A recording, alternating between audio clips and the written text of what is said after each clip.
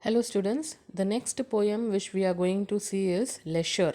Leisure is nothing but the time, the free time. Okay, the person who is not doing its work. Okay, so we considered it as a leisure. Okay, or rather than saying in a simple words, leisure means free time.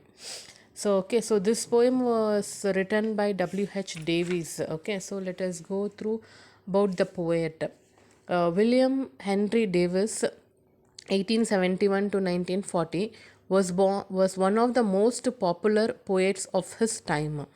The principal themes in his works are the marvels of nature and observation about life's hardships.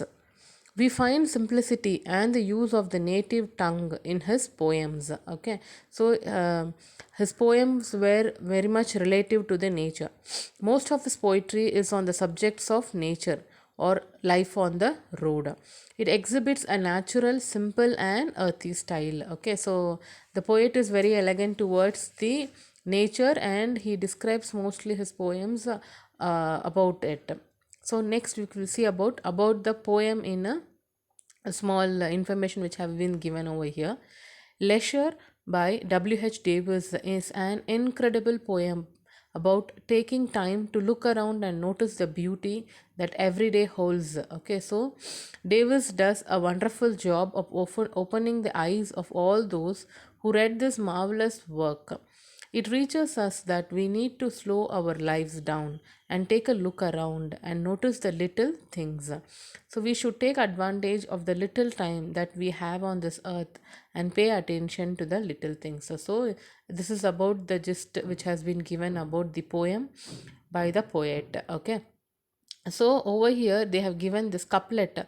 A couplet is a pair of lines of meter in poetry. So this is nothing but it has a two pair of lines. Couplet means it has a two pair of lines and it consists of two lines working as a unit that rhyme and have the same meter. So it has a same meter, that is a number of words in the line, and it has a rhyming words. Okay, like a same rhyme scheme they will say.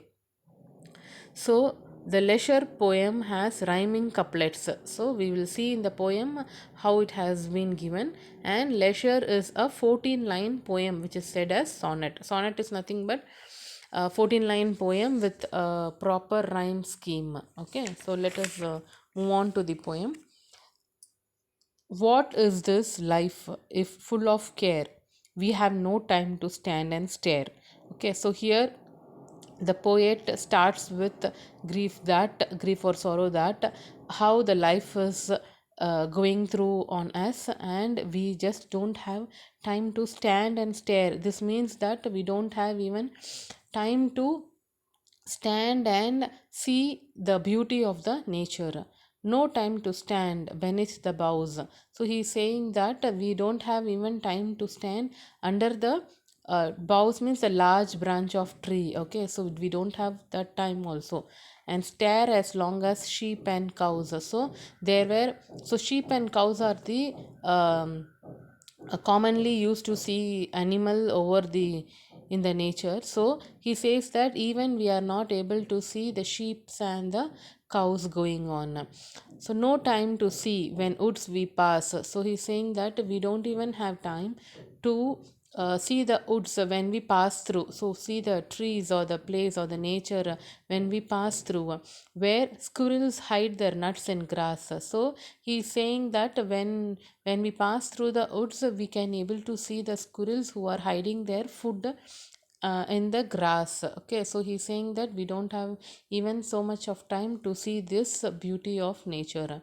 When no time to see in broad daylight, streams full of stars like skies at night. So he's saying that we don't have time to see the daylight because he's comparing the streams to the sky of night. Okay, and the stars, that means that there is no stars in the streams. So but he is comparing the sparkling river running through as the stars. Okay, so no time to see in broad daylight, streams full of stars like skies at night. So he compares the streams to the sky and the stars to the sparkling water.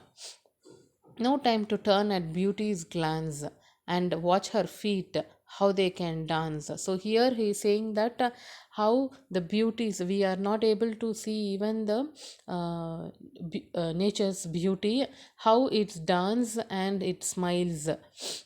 No time to wait till her mouth can enrich that smile her eyes begin. So even the beauty smiles, and we don't have the too much time to see those glance of the beauty. A poor life this is, if full of care we have no time to stand and stare. So he says, the poet says that the life is very poor at this stage, because we even don't have time to enjoy these beauties of the nature, and pass on without enjoying the all the nature's creation, without any time left over in our life. So he is saying that we have less time of life, and we should enjoy the nature's beauty and each and every little things which has been gifted by God in this nature. Over here, the poet has given stare. Okay, stare means nothing but looking to something with a what a huge concentration. Okay, so he says that without even standing at a place and looking at the thing, we are passing our life. Okay, so he says that the leisure time, the poet says that during some time or the free time which we'll be getting, we have to enjoy it, and by seeing these kinds of nature. Okay, so hope I think that you will be able to understand this poem and go through the poem. And as this poem is a memorization for you, go through it. It is an easy one. See, this has rhyming words over here, so I hope you will be able to cope up with this. And with this I will be sending the notes. Okay, so just write down the poem about the poet, and then you have to start writing the glossary part and the question answers which have been given over here. Okay, thank you.